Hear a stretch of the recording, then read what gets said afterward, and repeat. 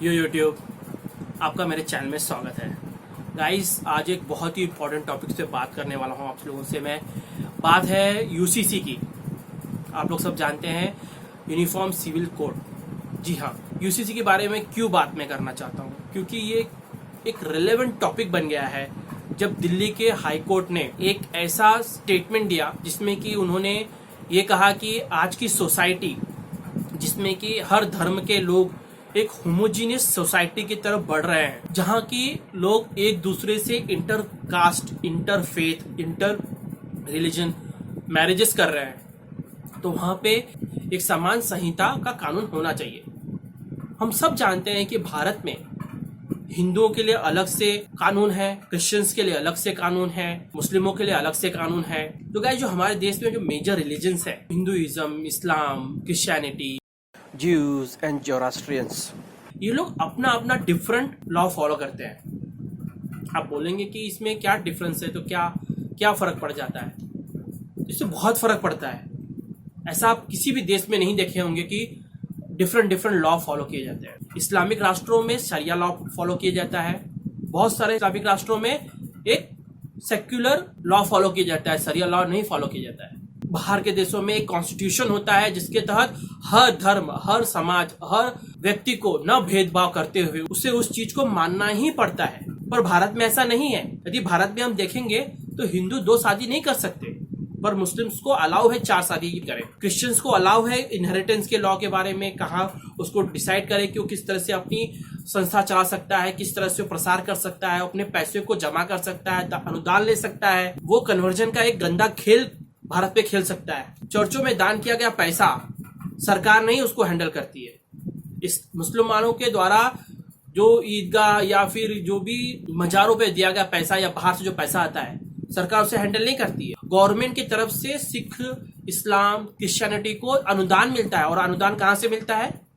जो हम लोग दान देते हैं मंदिरों पर, जिन्हें गवर्नमेंट, भारतीय सरकार जिन्हें कंट्रोल करती है, राज्य सरकार की सरकारें उन्हें कंट्रोल करती हैं, वो सारे धन वो लेके वो हज की यात्रा को स्पॉन्सर करते हैं। वो इस्लाम और मुसलमानों के लिए जमीन खरीद के उन लोगों के लिए शमशान घाट बनाती है, उन लोगों के लिए बहुत सारे प्रोग्राम चलाती है। स्कॉलरशिप्स भारतीयों के द्वारा दान किया गया पैसा जो मंदिर में दिया जाता है वो उन पैसों से चलाती है। जो भी माइनॉरिटी के लिए, अब मुसलमानों को माइनॉरिटी करना एक तो ये भी एक कंट्रोवर्शियल टॉपिक है, और उस दिशा में हम लोग नहीं जाएंगे। पर इस बारे में बात करेंगे कि उनके लिए सारे पैसे, भारतीय मंदिरों में दान किए पैसे यूज किए जाते। तो गाइस, इसलिए ये बातें करना बहुत जरूरी है कि ये यूनिफॉर्म सिविल कोड, जो कि भारत के आर्टिकल 44 1949 में खुद लिखा हुआ है कि भारत सरकार को यूनिफॉर्म सिविल कोड लगाना चाहिए, और लगाने के लिए स्टेप्स भारत सरकार ले। अब भारत सरकार क्यों नहीं ली? 70 साल तो कांग्रेस की सरकार थी ना, और ये नेहरू के कई ब्लंडर्स में से एक गिना जाता है। बहुत सारे ब्लंडर्स तो हैं ही, पर भारत में धारा 370 लगाना, कश्मीर को पूर्णतया कब्जे में न लेना, चले जाना यूएन में, और यूनिफॉर्म सिविल कोड न लगाना। भारत के संविधान में माइनॉरिटी को सही सुरक्षा देना, पर मेजोरिटी को कोई सुरक्षा नहीं देना। वो चीज प्रावधान करके जाना जिससे कि उनकी हक को तो निर्धारित करता है, पर मेजोरिटी के हक को निर्धारित नहीं करता है।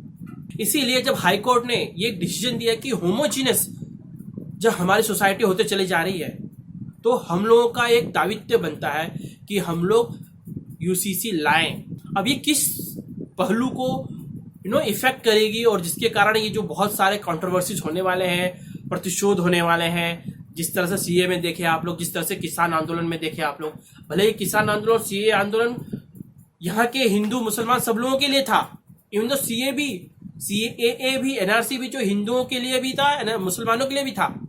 जो बाहर से जो मुसलमान लोग हैं उनको एंट्री नहीं थी, पर जो हिंदू, क्रिश्चियंस, सिख जो कि प्रताड़ित हो रहे हैं बांग्लादेश में, पाकिस्तान में, अफगानिस्तान में, ये 3 देशों में, उन लोग को प्रायोरिटी थी कि उन लोग आए और यहाँ पे रहेंगे तो उनको भारतीय कानून के तहत उन्हें नागरिकता दी जाएगी। और ऐसा भी नहीं कि मुसलमानों को नागरिकता नहीं दी गई है, अदनान सामी को नागरिकता दी गई है। और ऐसे कई आप यदि देखेंगे कि एग्जाम्पल देखेंगे जहां पे मुसलमान यदि वो चाहता है कि उसे प्रताड़ित किया जा रहा है या उससे वो यहाँ रहना चाहता है तो उसे नागरिकता दी गई है।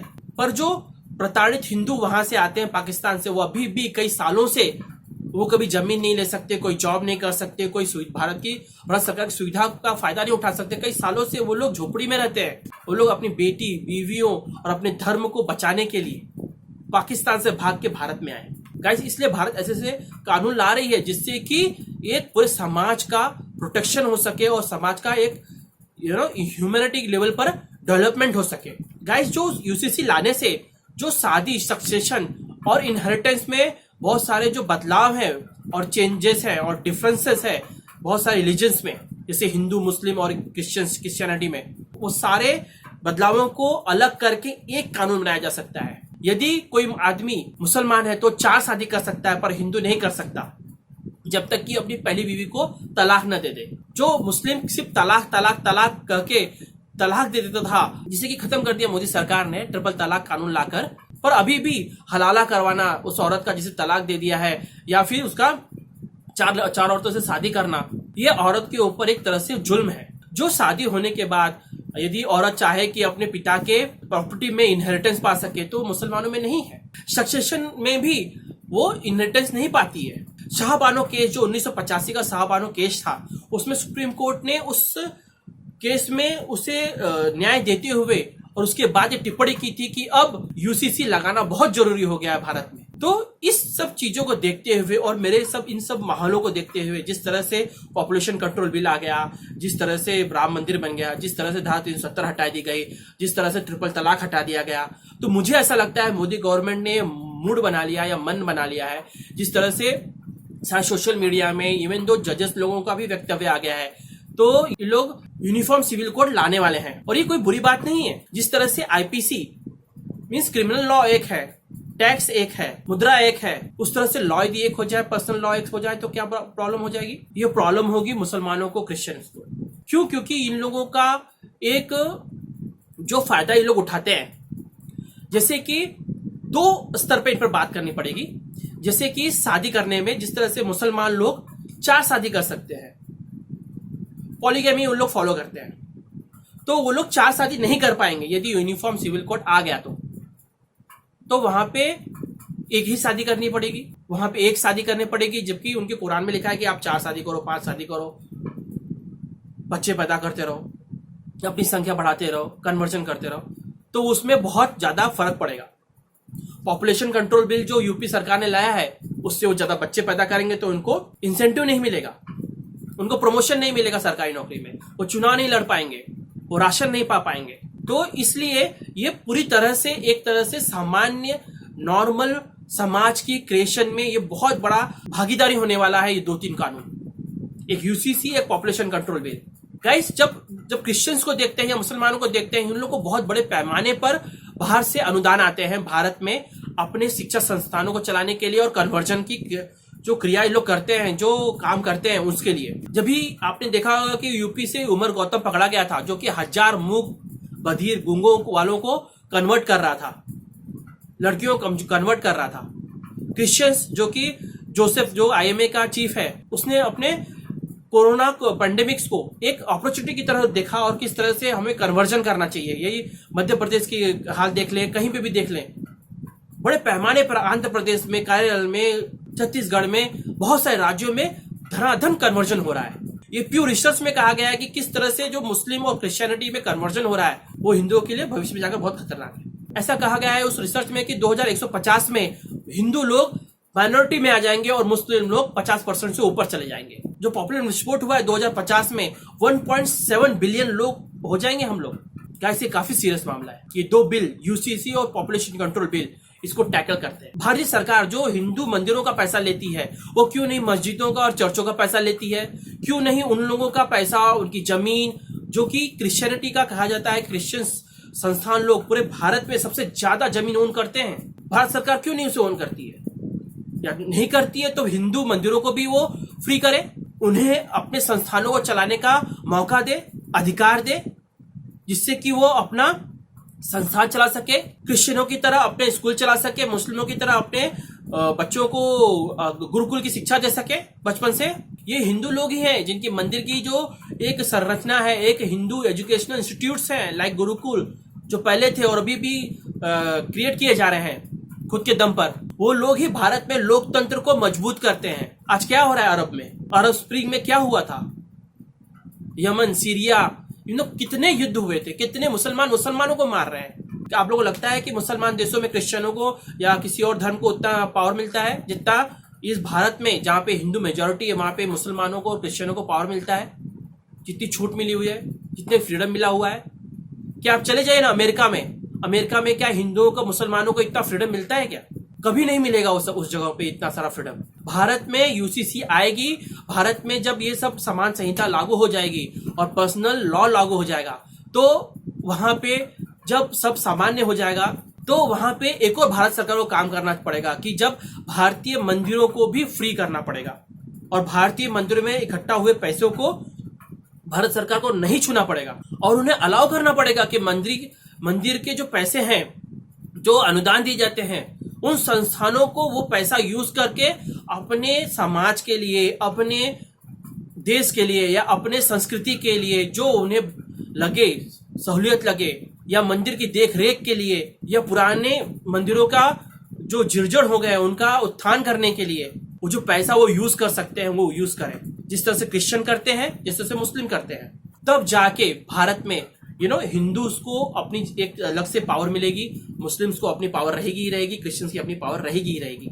यदि यूसीसी ला भी दिया गया, पॉपुलेशन कंट्रोल ला भी दिया गया, पर यदि हिंदू मंदिरों को अपने कंट्रोल से सरकार नहीं छोड़ती है, तो ये यूसीसी लाने का कोई फायदा नहीं है, क्योंकि इसमें तो हिंदुओं के लिए कोई तो बदलाव नहीं होगा। ये तो बदलाव होगा मुस्लिमों को और क्रिश्चियनों को, जिन्हें अनुदान भी मिलते हैं और उनको पैसा भी मिलता है, जो कि खुद वो हैंडल करते हैं।